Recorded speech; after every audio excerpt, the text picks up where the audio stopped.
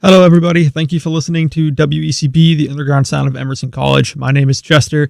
This show is called Mediabytes. The music I play is music from all different types of media, movies, TV shows, video games.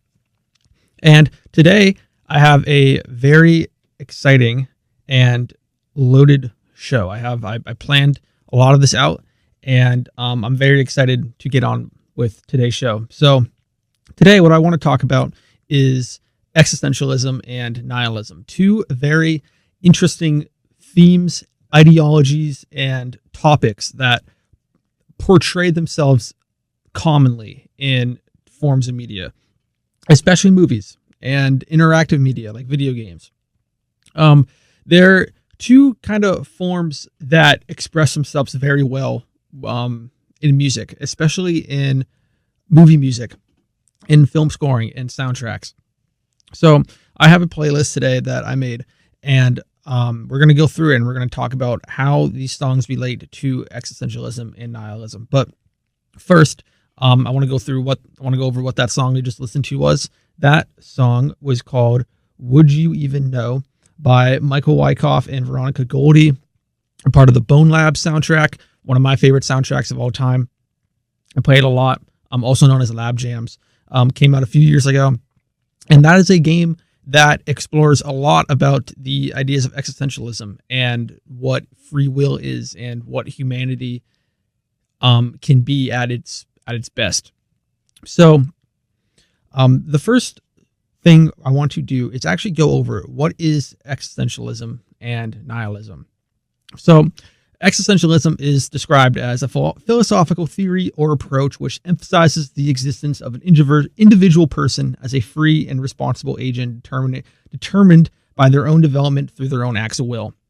And to sum it up, existentialism is like the belief that life is meaningless, but meaning can be created through one's own free will, one's own sense of freedom. While, on the contrary, the opposite of existentialism would be nihilism, which is a philosophical belief that rejects the existence of any sort of like objective truth or freedom and kind of challenges the idea that there is any sense of like objectivism to what we're doing in life. Basically, like nihilism is the belief that like life is like meaningless and nothing actually matters. And right away, you can probably already think about a certain number of movies or TV shows that you've watched or characters that you know of that fit this description or these descriptions of existentialism and nihilism. So the first song we're going to get into is from the Death Note soundtrack. And Death Note is a soundtrack I've played quite a few times on the show. It is very, very extensive, so I believe these two songs are brand new. I've never played these before.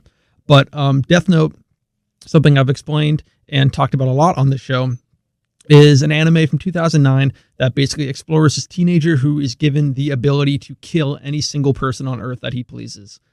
And what he chooses to do is attempt to kill basically every single criminal or wrongdoer to create a perfect society and a perfect world for humanity. And very quickly, that starts to challenge the belief of freedom and justice and overall, like the existence of humanity as like a species. So this song we're going to listen to is called Kiyomi. It was composed by Hideki Tenachi, part of the Death Note original soundtrack, one of my favorite soundtracks ever. Let's listen to it.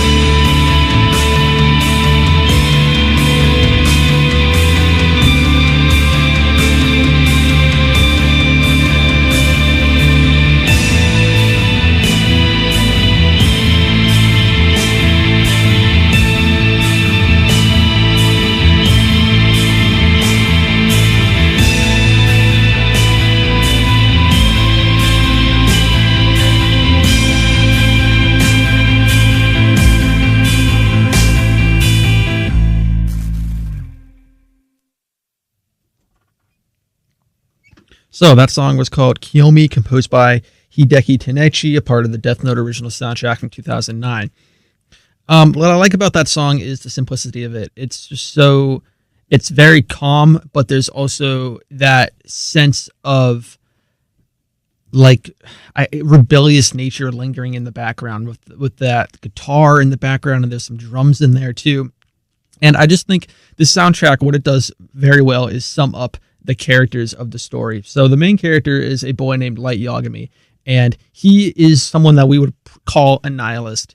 He isn't exactly a textbook nihilist because his ideology is very complicated and complex, but he certainly has lingering senses of it. He's a very rebellious character in nature. In the beginning of the show, he's a senior in high school, looking to enter college. And what we know about him right off the bat is that he's a genius. His sense of excellence and his ability to be flawless in school and education and overall just life with no actual challenge gives him this sense of nihilism where he is almost bored of life due to how easy it is for him. And this is why he is able to garner this flawed sense of justice that he decides he has to take out on the criminals of the world when he's given this obscene power to kill anybody on Earth that he wants. And it's how Death Note works is very interesting because it also offers a lot of forms of religion. There's a demon character who gives him this power, and Light has to work with him and to kind of carry out this sense of what he believes the world needs to become. He says multiple times that he's looking to recreate the world into a perfect version of itself. But the idea you start to come across as you watch the show is what is his sense of a perfect world, because it probably isn't what you would think of as a perfect world. And this is because Light is a nihilist. He doesn't really believe that anything matters because for him, life was just so easy, and his sense of excellence without any form of challenge makes him bored. And he's also so smart that thinking about these complex plans that he has to do isn't really a challenge to him until he meets somebody in the show, another character who actually shares this sense of intelligence and is just as smart as him, to where he is actually challenged for the first time in his life. And that's where the conflict comes across in this show. So Death Note, of course, an amazing, amazing piece of media and art that explores existentialism and nihilism to one of the most creative degrees I think you'll ever see, just because of it being in that sense of Japanese anime, where it just gives you a perspective that you won't find in American media for sure. So anyway, let's move on to our next song here. We might return to Death Note later, actually, but I want to because we have limited time, obviously, I want to try to get through the wide range of spectrum, starting with nihilism as we are now and kind of finishing with existentialism, to kind of see how music and media can broaden this range and just scope. So the next piece of media I'm going to get into is another anime called Attack on Titan. I have played a lot of music from this show. I'm not sure if I've played these specific songs, but we're going to listen to 2 songs right now, back to back. They're going to be The Successor and Zeke's Plan, both composed by Kota Yamamoto, one of my favorite composers ever. So talented. He did the newer seasons of Attack on Titan and the new movie that just came out. So this song is called The Successor, and then right after we're going to listen to Zeke's Plan. Let's get into it.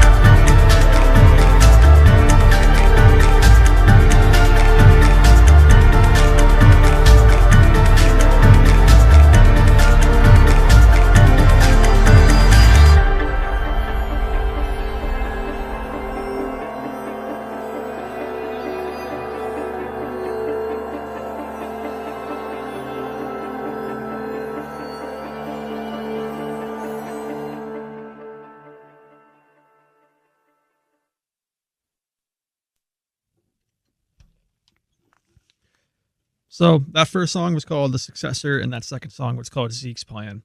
And what I think is just so great about these songs and the ability to connect them with the topics of existentialism and nihilism is just how they start and how they end, and just the instruments they kind of use in the songs. Because I really think to be able to kind of connect these terms to music, you need to be able, the music that the media is, or that it comes from, and how the song sounds. You need to be able to kind of disconnect yourself from the world and kind of become one with the song, if that makes sense. And I think how those songs work is they have such a strong sense of atmosphere, and they create, especially when you listen to these songs with headphones on just loud volume. I can't really explain it, but the way it kind of just plays around your brain, it really creates a full atmosphere for you, and you really can just become one with it. And I think that the songs are just so powerful in the way they can kind of curate that for you. But anyway, let's talk about the media and the show itself. So Attack on Titan, just like Death Note, is an anime that came out in, I wanted to say 2013, and it just finished just last year. I'm pretty sure 2024, I want to say, is when the last episode aired. And it to sum up the story would be pretty hard because it is pretty complex and convoluted. But basically, the main character, his name is Eren Yeager. He, just like Light Yagami from Death Note, he's a young boy. In the beginning of the show, he's a teenager. And he convinces himself of his own existentialist ideology. Basically, he believes that the world should be free of all the pain and suffering that he's been forced to endure. Because basically, he lives in a society that is caged in like a bird behind these giant walls to protect them from these man-eating giants. And basically, all of humanity is stuck in this tiny civilization behind these walls, because if they go outside the walls, they will be slaughtered. And Eren convinces himself of this existentialism, and that he can free the world from this pain and suffering. But as the show goes on, you slowly start to realize that his sense of freedom is extremely flawed, and he does not believe in the same form of freedom that other existentialist philosophers may have suggested. So something that I want to relate to is existentialism it's been a term that's been around for a long time. There's been a lot of books and authors and philosophers that have explored the topic of it. And if there is anything you can kind of take away from that, it's that over the years, there isn't exactly a right answer as to how existentialism can be portrayed. For example, in, let's say, Franz Kafka's Metamorphosis, a very famous book, the main character turns into a bug, and he has to figure out like how to live with himself and his life in that. So there is a difference between just living your life normally as a teenage kid trying to figure out if the world is worth living and being turned into an insect. But at the end of the day, what you can take away from that can still be the same form of existentialism. So getting back to Attack on Titan, Eren starts to believe that the only way he can free the world and rid the world of his pain and suffering is if he puts the world onto a neutral plane along with everybody else.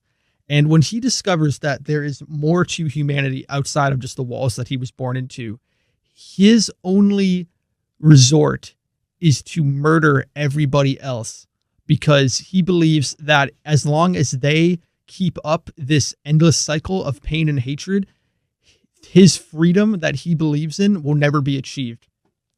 So this puts Eren on a very interesting plane, because technically he is a complete nihilist. Even though he believes himself to be an existentialist and that he is freeing the world, he is actually has such a flawed sense of justice that he's taking it out on the rest of humanity and diminishing them to the lowest form of existence, which is not existing at all, because he's trying to kill them all. And he believes that by basically resetting humanity, he can free them. And of course, it's a little complicated to explain, but the show and the manga is, of course, amazing. It's a 10 out of 10, perfect. Highly recommend just experiencing it any way you can. But what's interesting about that is that you start to realize that Eren's sense of existentialism and his senses of nihilism blur together far too often throughout the show. And of course, there's a lot of supporting characters. There's such a huge supporting cast that some of the other characters have more defined senses of whether or not they actually believe in freedom or not. So that helps to kind of back it up. But Eren, being the main character, gives the show such an interesting stance on the topic. And we're going to move on to the next piece of media, the next song. But Eren and Attack on Titan is heavily, heavily inspired by other pieces of media that kind kind of tackle this same phenomenon where you have a character who starts out as a bona fide hero and like a stereotypical hero that they just want to free the world or free their people or whatever, save everybody. But then it turns out that by the end, they come to the conclusion by where the only way they can do this is by committing an atrocity unseen before in like human history. And what I'm talking about in the next movie we're going to go into is Dune Part 2 that just came out last year, with the main character being Paul Atreides, who goes on a very, very similar arc to Aaron. He starts out as the son of this duke who's basically like a king of this planet, and he commands all these people. And he is basically told that like when he grows up, he's going to take over, he's going to have all this power and whatever. But he, of course, this tragedy happens where his whole family and everybody is killed by their mortal arch enemy, the Harkonnens. And Paul is kind of forced to live along these nomads on this desert planet called Arrakis. And he learns that these people on their own planet have basically become second nature to their own home because the Harkonnens have taken over and completely rid them of their own freedom. And Paul, basically assuming the role of the chosen one, as he's been told he has been for so long, takes upon the liberty for himself to that he's going to free this planet of Arrakis and free the people that have been kind of displaced in their own home. But as we soon find out in the later books, after Dune Messiah, Children of Dune, whatever comes next, in the original books written by Frank Herbert, we soon figure out that Paul commits atrocities unforeseen in human history, murdering trillions of people in the universe. And exactly how he does this, I'm not sure because I haven't read the book, but that sense of existentialism where he believes he's freeing humanity turns into nihilism so quick. So we're going to listen to this song from Dune Part 2 composed by Hans Zimmer. It's called A Time of Quiet Between the Storms. And we will then discuss kind of what it's all about and how it relates to these topics. So let's get into it.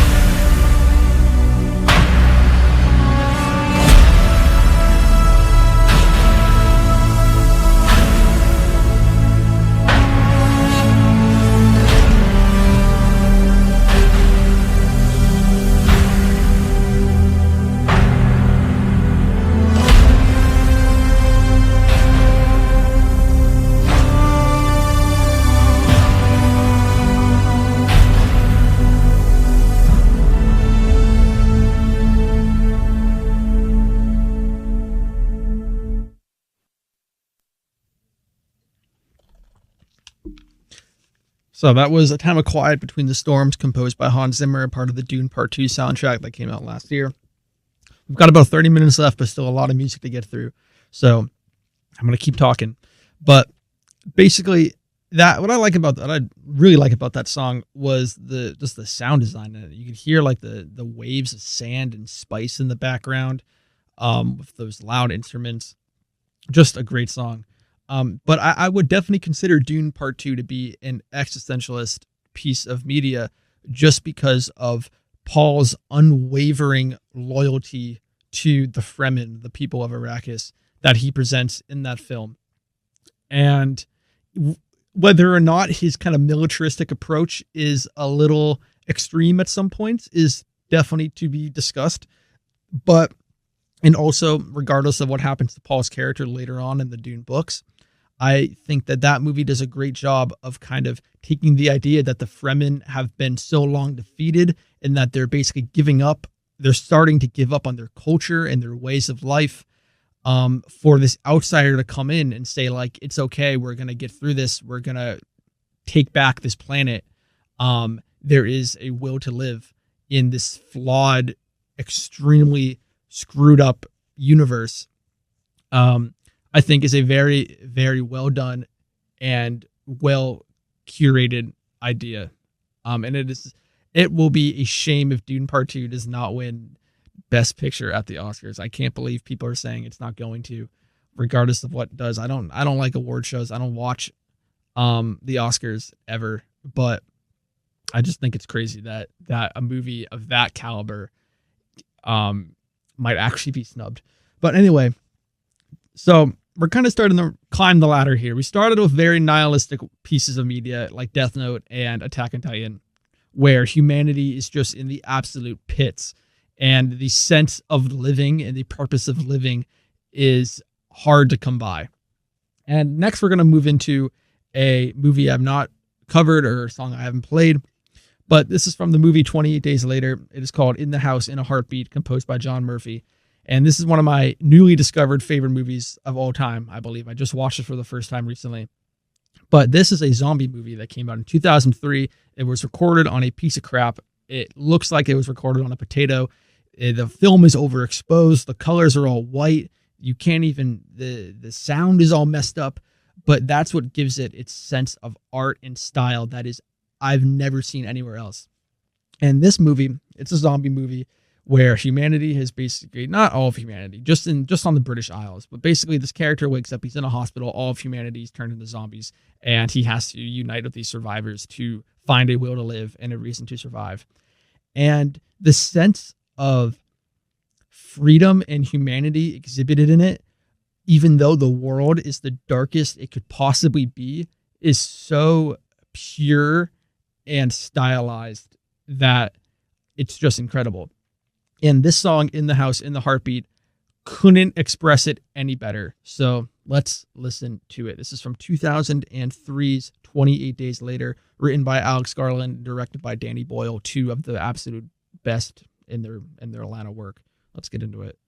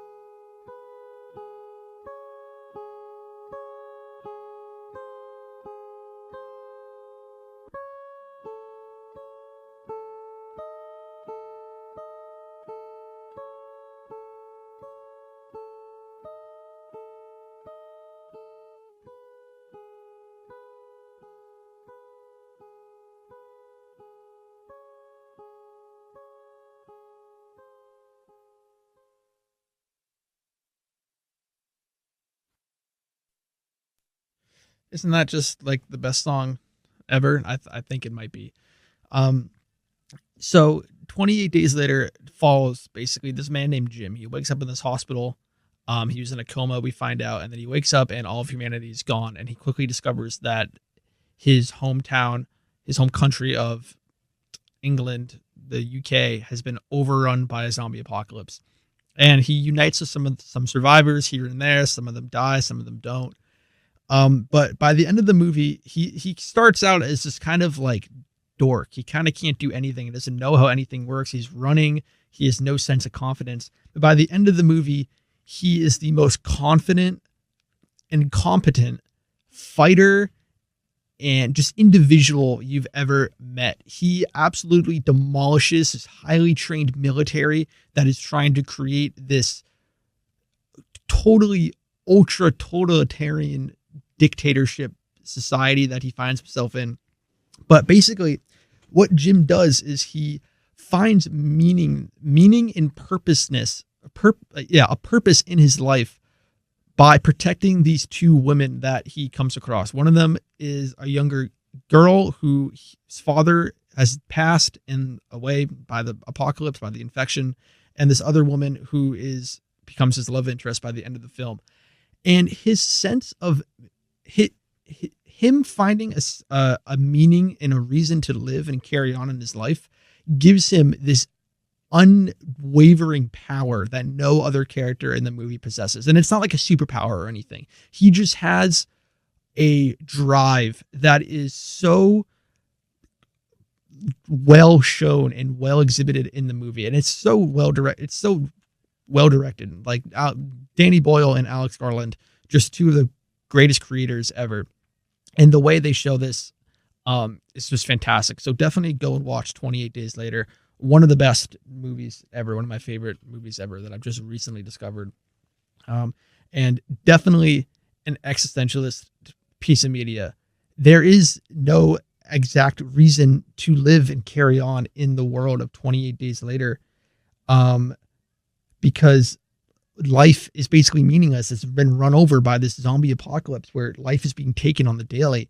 However, one can still find this will to live in this definition of freedom through something that they can find in themselves. And that's what Jim does in this movie, played by Cillian Murphy, the lead of Oppenheimer, which is the next movie we're going to listen to. A quick song by Lula Goranson. This is called Can You Hear the Music? Let's get into it.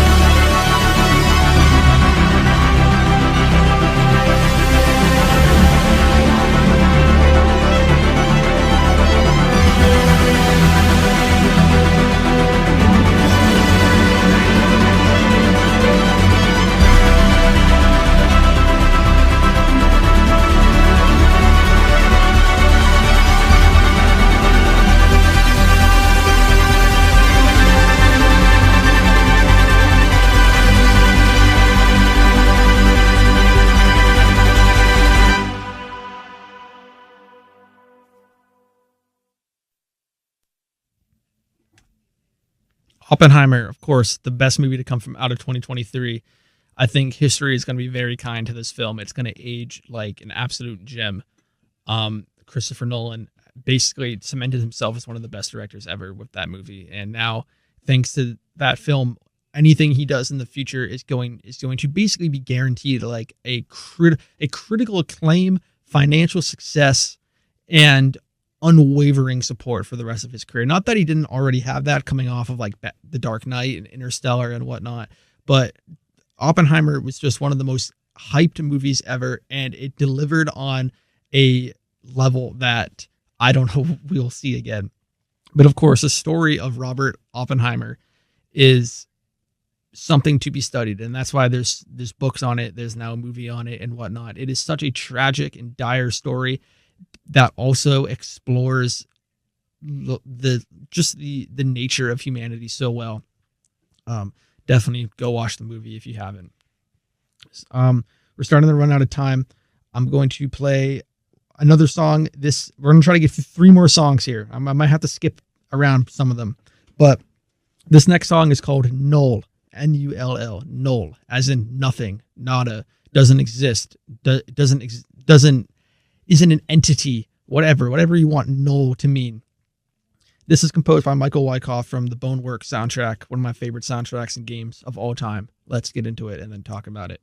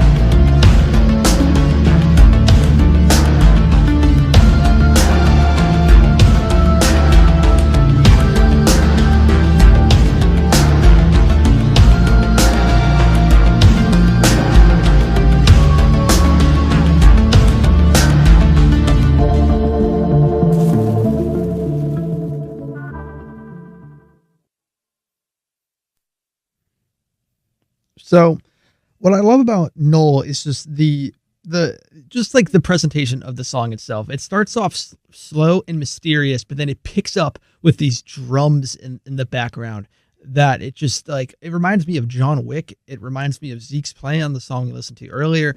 And it just kind of, I don't really know how to explain it, but it reminds me of like determination. It just gives me a sense of determination, because basically in this game, Boneworks, you play as this character. It's a VR game, and he's searching for an answer to immortality in this plane of existence called the Void, which is basically in between space and time.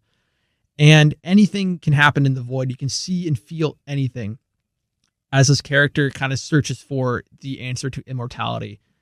And as the game goes on, he kind of starts to believe that life isn't worth living, and that everything's going to fall apart and fade away anyway, which is why he's kind of searching for this answer to immortality, because he believes that humanity is just kind of falling apart and crumbling as he works for this very monopolistic and dictator-like tech company. And as the game goes on, though, he starts to learn more about himself, and he starts to become more existentialist and starts to kind of derive meaning from the Void and from his own life. And it's just an absolute beautiful way. And this song gives you that sense of determination that I think this character feels throughout. So we got about 4 minutes here. I think we're going to end it on, I think, the most existentialist just character ever made. Probably like just the best sense of this, and that is Superman. And I know last week we listened to a song from Superman, but we're actually going to listen to the Man of Steel theme composed by Hans Zimmer from the movie Man of Steel that came out in 2013, directed by Zack Snyder. So let's listen to it.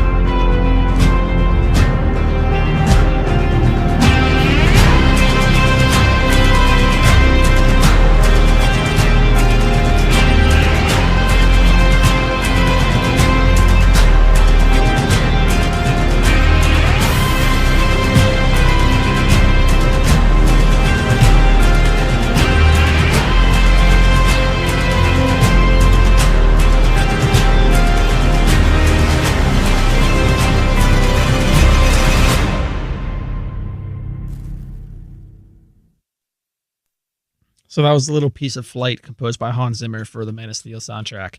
And of course, Superman is just the ultimate existentialist character, right?